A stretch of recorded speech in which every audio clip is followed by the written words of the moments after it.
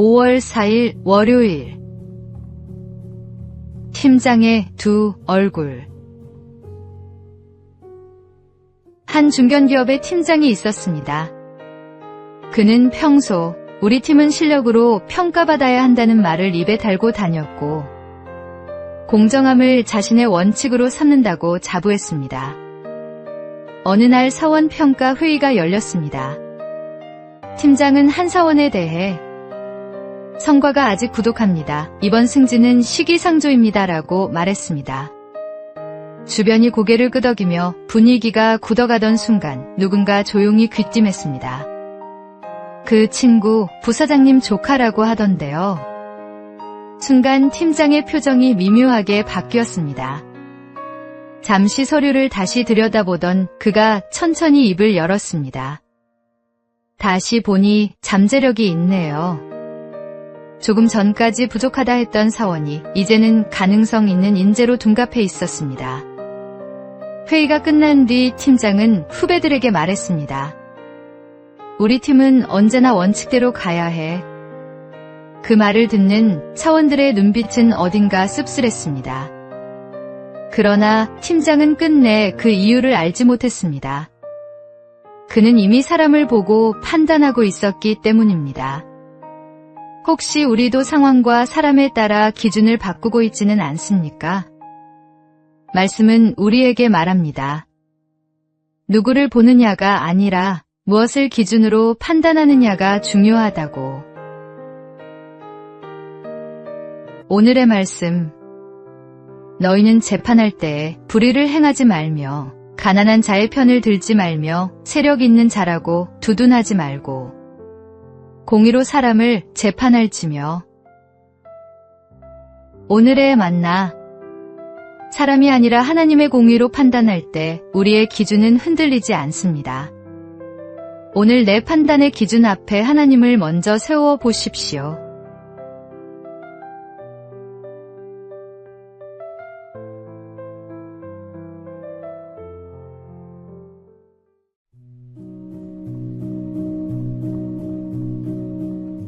(5월 5일) 화요일. 달려가는 아이처럼. 어느 주일 예배를 마치고 나오는 길에 문득 발걸음을 멈추게 되었습니다. 예배당 문이 열리자 아이들이 제일 먼저 뛰어나왔습니다.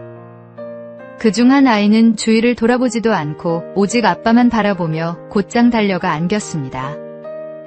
이미 아침에도 얼굴을 보았을 텐데 그 아이에게는 다시 만나는 그 순간이 가장 기쁜 시간이었습니다. 그 모습을 바라보며 문득 이런 생각이 떠올랐습니다. 하나님도 우리에게 바로 이런 마음을 바라시지 않을까 하고 말입니다. 우리는 종종 예배의 자리에서도 다른 생각과 시선의 마음을 빼앗기곤 합니다. 찬송을 부르면서도 머릿속은 이미 점심 메뉴를 고르고 설교를 듣는 동안에도 눈은 어느새 다른 곳을 향합니다. 예배 시간에 앉아 있으면서도 마음은 이미 예배당 밖을 서성이고 있는 것입니다. 그러나 예배란 본래 아버지께로 달려가는 행위입니다. 어떤 치장도 어떤 완벽한 준비도 필요 없습니다. 그저 아버지만 바라보며 달려가는 그 아이의 마음. 그것이 바로 예배의 본질입니다. 오늘 하루 어린아이처럼 오직 아버지를 바라보며 그 품으로 달려가는 예배자가 되어 보십시오. 오늘의 말씀. 하나님은 영이시니 예배하는 자가 영과 진리로 예배할지니라. 오늘의 만나. 아이가 아빠에게 달려가듯 아무것도 계산하지 않고 오직 한 분만 향하는 그 마음이 하나님이 기다리시는 예배입니다.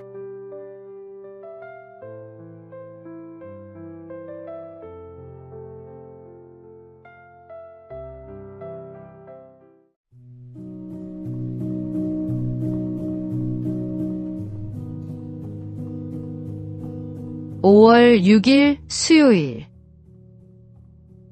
스티커처럼. 경남 거제도 칠천도 대곡교회는 스티커 모임으로 불리는 다음 세대 사역을 이어가고 있습니다. 요한복음 15장 4에서 5절. 내 안에 거하라는 말씀에서 차가 나요. 아이들이 예수님께 스티커처럼 찰싹 붙어있게 하자는 뜻을 담은 이름입니다. 말씀을 듣는데 그치지 않고 몸으로 체험하고 글로 기록하며 서로 나누는 것이 핵심입니다. 이 사역을 이끄는 차재철 목사는 아내를 암으로 떠나보낸 뒤 공황장애와 뇌경색까지 겪으며 무너질 뻔했습니다. 그때 성도들이 찾아와 말했습니다. 목사님은 떠나면 안 됩니다. 두 아이는 우리가 함께 키우겠습니다. 그 한마디가 그를 다시 세웠습니다. 불과 몇 해 전 5명이던 주일학교가 이제 17명으로 넘쳤습니다. 비결은 화려한 시설이 아닙니다. 직접 기타와 우쿨렐레를 가르치고 아픈 성도를 병원에 데려가며 홀로 사는 어르신의 보일러를 고쳐주는 작은 섬김들이 쌓인 결과입니다. 달란트를 움켜쥐지 않고 내어놓을 때 하나님은 그 작은 손 위에서 당신의 일을 시작하십니다.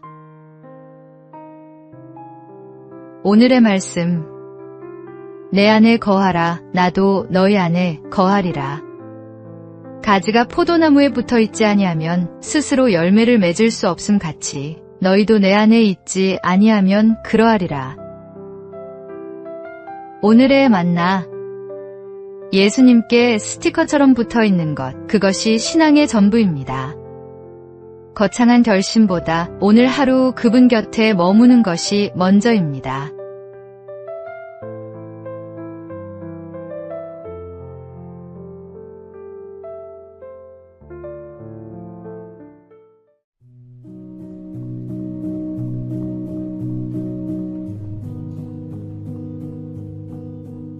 (5월 7일) 목요일.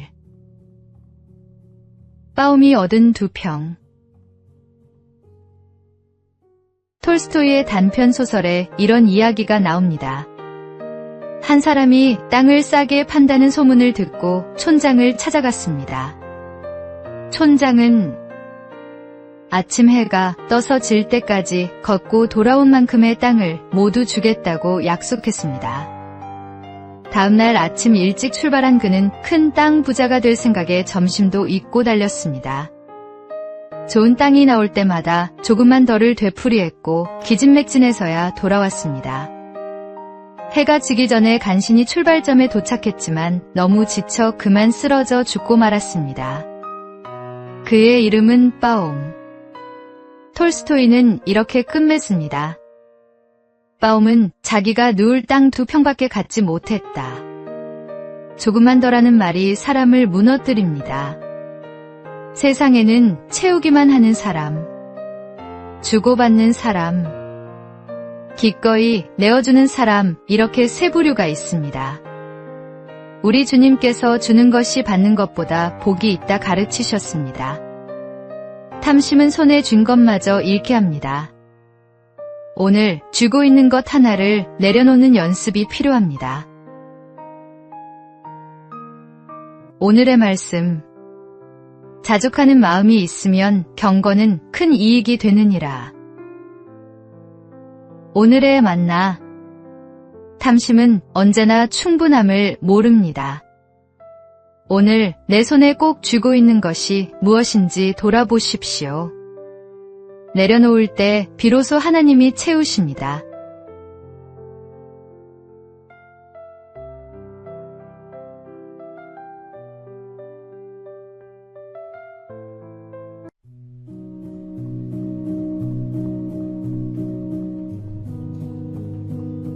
(5월 8일) 금요일. 아빠 개구리의 하품. 남부 칠레의 늪지에는 리노데르마르라는 작은 개구리가 살고 있습니다. 산란기가 되면 암컷이 젤리에 쌓인 알을 낳는 순간 곁에 있던 수컷이 그 알을 모두 삼킵니다. 먹으려는 게 아니라 보살피기 위해서입니다. 수컷은 소리주머니 속에 알을 소중히 품고 기르는 동안 개구리 본업인 울음소리도 포기합니다. 먹는 것도 절제하며 위험에 대비합니다. 그 긴 시간 동안 수컷은 아무것도 자신을 위해 쓰지 않습니다. 오직 품속의 생명을 지키는 일에만 온 존재를 겁니다. 알이 완전히 자랐다고 판단되면 비로소 긴 하품을 하듯 새끼 개구리를 세상으로 내보냅니다. 아빠 개구리의 헌신과 보살핌을 통해 새끼들은 비로소 아름다운 세상에서 생명을 이어갑니다. 때로 우리는 사는 게 왜 이렇게 힘들까? 내가 왜 태어나서 이 고생일까 하며 부모님을 원망하기도 합니다. 그러나 지금의 내가 존재하기까지 부모님이 치른 헌신은 이 작은 개구리의 하품보다 훨씬 깊고 큽니다. 우리가 미처 몰랐던 수많은 밤, 부모님은 자신의 잠을, 꿈을 우리를 위해 내어놓았습니다. 그 헌신이 오늘의 나를 만들었습니다.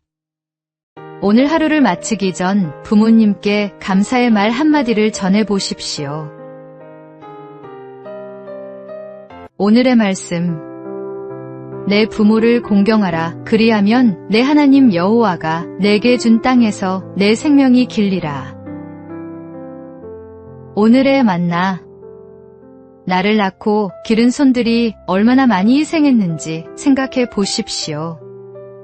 감사는 마음속에만 두기에는 너무 귀한 것입니다.